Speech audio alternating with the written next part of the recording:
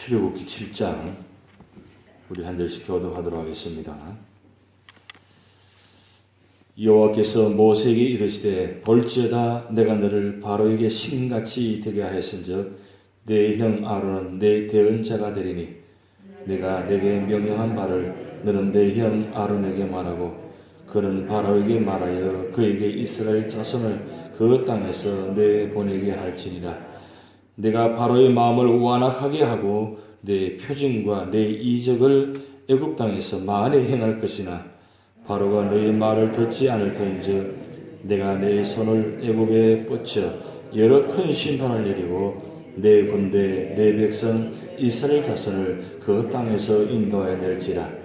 내가 내 손을 애굽에 펴서 이스라엘 자손을 그 땅에서 인도하여 낼 때에야 애굽 사람이 나를 여호와인 줄 알리라 하시매 모세와 아론이 여호와께서 자기들에게 명령하신 대로 행하였더라. 그들이 바로에게 말할 때에 모세가 80세였고 아론은 83세였더라. 여호와께서 모세와 아론에게 말씀하여 이르시되 바로가 너희에게 이르기를 너희는 이적을 보이라 하거든 너희는 아론에게 말하기를 너희 지팡이를 들어서 바로 앞에 던지라 하라. 그것이 뱀이 되리라.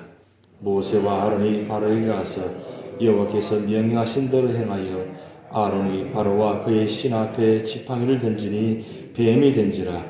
바로도 현인들과 마술사들을 부르매 그 애굽 요술사들도 그들의 요술로 그와 같이 행하되 각 사람이 지팡이를 던짐에 뱀이 되었으니 아론의 지팡이가 그들의 지팡이를 삼키니라.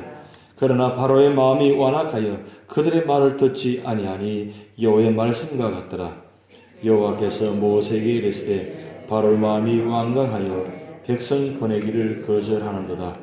아침에 너는 바로에게로 가라. 보라 그가 물 있는 곳으로 나오리니 너는 나일강가에 서서 그를 맞으며 그 뱀 되었던 지팡이를 손에 잡고 그에게 이르기를 히브리 사람의 하나님 여호와께서 나를 왕에게 보내어 이르시되 내 백성을 보내라. 그러면 그들이 광야에서 나를 섬길 것이니라 하였으나 이제까지 내가 듣지 아니하도다.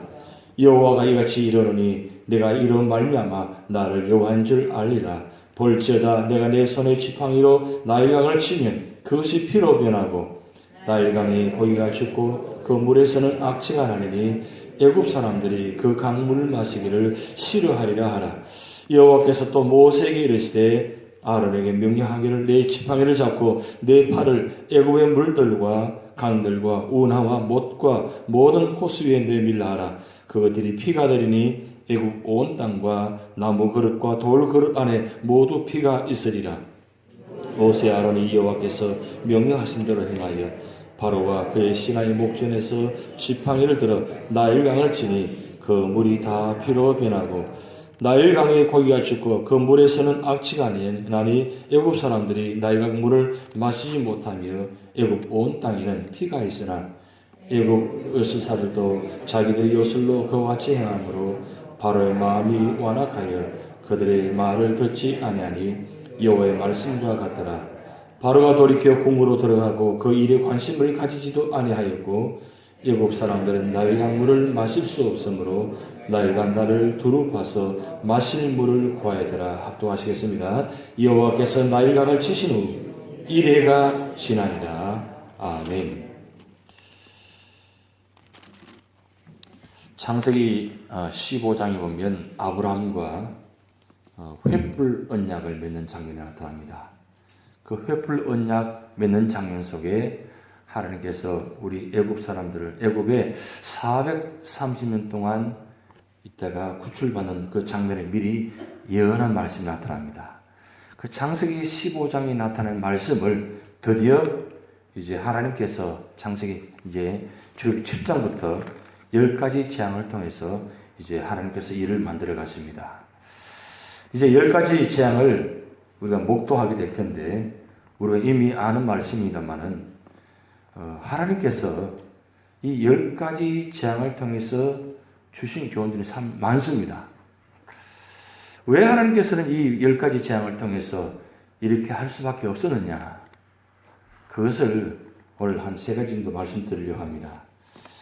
첫째는 하나님께서 이 나일강물을 이런 10가지 재앙을 시작하면서 특이한 점은 하나님께서 자연을 통해서 이용하신다는 사실입니다. 특별하게 다른 특별한 이적으로 하시는 것이 아니라 자연을 이용해서 하나님께서 이 10가지 재앙을 만들어 가시는데, 이 자연 모든 것들이 10가지가 애굽의 신들을 섬기는 모습들입니다. 그래서 10가지가 다 하나씩 보면 애굽의 신의 형상을 갖고 있고 애굽의 신들을 섬기던 그들의 모습입니다. 그러니까 애굽 사람들이 섬기는 신은 하나님을 섬기는 신이 아니라 자연 만물을 이용해서 자연을 대상으로 섬겼다는 사실이에요. 그런데 그들이 믿었던 자연 신들이 오히려 그들에게 화가 되고 재앙이 됐다는 사실이에요. 이게 하나님 특별한 하는 방법입니다. 다른 어떤 특별한 역사를 만들기보다는 그들이 믿었던 신들을 가지고 이용해서 그들이 화가 당하게 되고 재앙을 당하게 되니까 결국은 하나님의 손을 들 수밖에 없다는 사실입니다. 그리고 두 번째로는 하나님께서 한번 역사하시면 어떤 자연 만물도 거역할 수 없다는 사실이에요. 여러분, 이 10가지 재앙이 기간이 얼마나 되었을까? 여러분 궁금하지 않습니까? 얼마 동안 이 10가지 재앙을 역사를 이루었을까?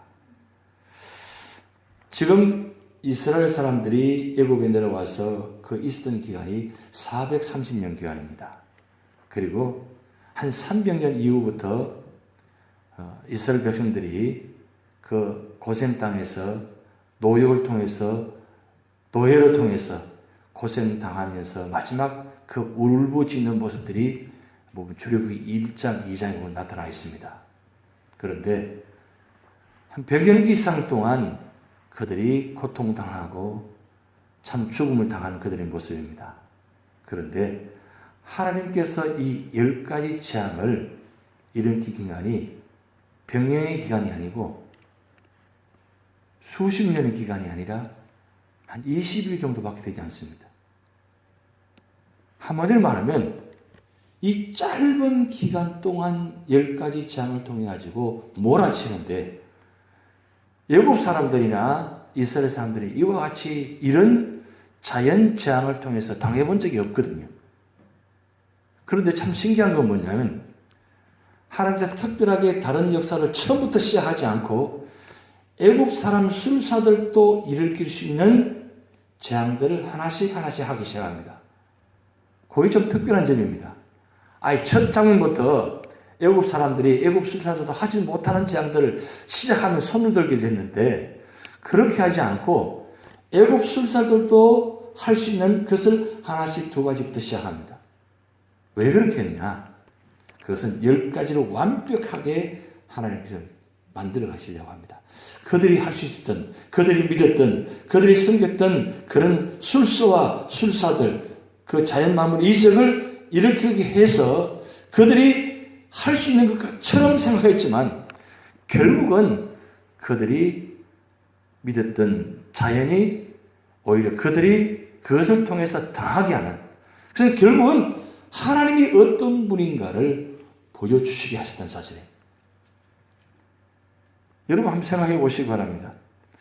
10가지 재앙을 그 짧은 기간 동안 겪었다면 정신이 못 살 것입니다.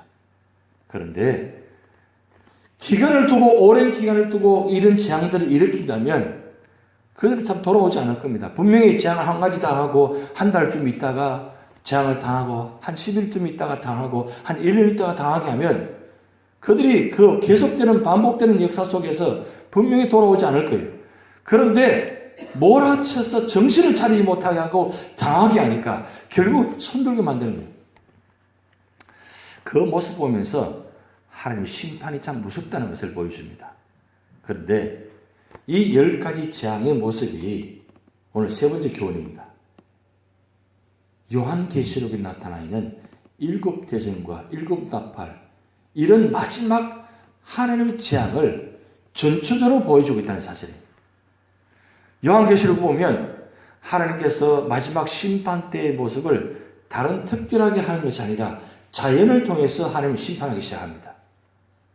그러니까 결국은 이 자연을 떠나서는 이루어지지 않습니다. 그런데 이 자연을 통해서 역사를 만들어 가시니까 결국은 자연 속에 살아가는 모든 사람들이 이 마지막 하나님 재림 때에 나타나는 그런 역사의 심판을 통해서 결국은 하나님의 심판이 무섭다는 것을 깨닫게 만드는 사실입니다. 그래서 이 애굽의 10가지 재앙은 바로 마지막 때에 이루어지는 이 요한계시록에 나타나는 그 무서운 심판을 미리 하나님께서 보여주시는 교훈이라는 거예요. 가나안 땅에 있던 그들을 430년에 애굽 땅으로 이주시기 위해서 한 나라를 만드시고 출애굽시키시는데 그냥 출애굽시키는 것이 아니라 이런 역사를 통해서 만들어 가시는 모습 보면서 하나님은 위대하시다. 그런데 여기서 우리가 하는 중요한 교훈은 뭐냐면 하나님이 택한 사람은 반드시 보호하신다는 겁니다.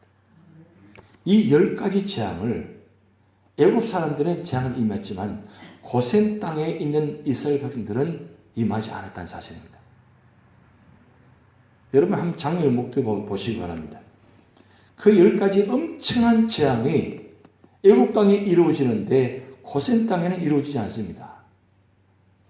무엇을 교훈하는 것입니까? 무엇을 보여주고 계십니까? 하나님이 택한 사람은 보호하신다는 것을 보여주시는 겁니다. 애굽 사람들이 보여주는 것이 아니라 그 땅의 그 주변 민족들에게도 같이 보여주는 겁니다. 하나님께서 역사하시는 것은 한번 적장에서 역사하시면 누구도 감당할 수 없다는 것을 보여주시고 하나님만이 진정한 신이라는 것을 보여주시고 그리고 하나님 택한 백성은 하나님은 끝까지 보호하신다. 그것을 보여주시는 교훈입니다. 그런데 이 애굽 재앙에서 고센 땅만 그렇게 하시는 것이 아니라 이 요한계시록에 나타나는 그 마지막 재앙의 심판 가운데도 하나님 택한 백성은 끝까지 보호하신다고 기록해 놓았습니다. 말로만 하신 것이 아니라 성경이다 보면 기록해 놓았어요. 끝까지 인내하는 자는 끝까지 선택받은 자는 하나님 반드시 보호하시고 구원하신다. 그 10가지 재앙을 통해서 마지막 요한계시록을 통해서 보여주시는 교훈입니다. 그러기에 오늘 우리 쪽으로 찬송가 370장 불렀습니다. 내 주와 맺은 언약은 영불변하시니 그 나라가까지는 끝까지 보호하신다. 그럼 우리가 할 일은 뭡니까? 우리가 해야 할 일은 무엇입니까? 주님을 찬송하면서 끝까지 믿음을 지키는 겁니다. 하나님께서는 교회를 통해서 하나님 함께 하심을 보여주시고 계십니다. 그리고 교회의 모든 이루어진 일을 보면서 하나님께서 이적들을 보여주시고 계십니다. 애굽에 내린 재앙들 모습만 이적을 나타낸 것이 아니라 오늘 또 하나님은 교회를 통해서 믿음의 성도를 통해서 이적과 기적을 보여주시고 계십니다. 왜 그렇게 하시느냐? 하나님은 현재도 살아계신다는 것. 그래서 요한계시록 말씀처럼 알파와 오메가 되시는 하나님, 영원하신 하나님께서 애굽의 재앙 때만 보호하시는 것이 아니라 지금도 보호하시고 앞으로도 보호하신다는 사실. 그래서 믿음의 성도는 하나님께서 반드시 끝까지 보호하시고 그래서 그 보호하는 성도를 만드는 반드시 축복하신다는 사실. 그것을 이 교회를 통해서 보여주시고 계신다는 사실입니다.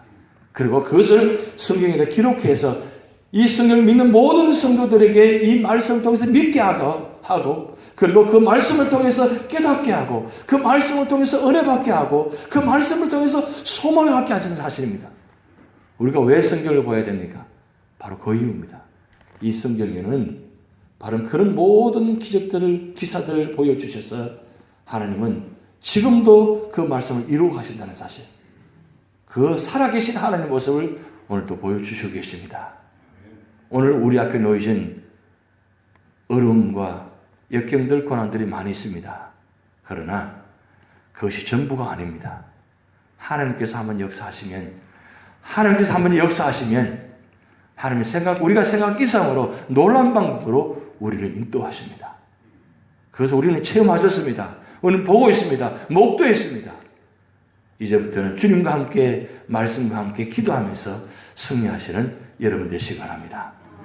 같이 기도하시겠습니다. 하늘에 계신 우리 아버지여, 이름이 거룩하기를 받으시오며 나라에 임하옵시며 뜻이 하늘에서 이룬 것 같이 땅에서도 이루어지이다. 오늘날 우리에게 일용할 양식을 주옵시고 우리가 우리에게 죄진자를 사하여 준 것 같이 우리 죄를 사하여 주옵시고 우리를 시험에 하지 마옵시고 다만 악에서 구하옵소서. 대개 나라와 권세와 영광이 아버지께 영원히 있사옵나이다. 아멘.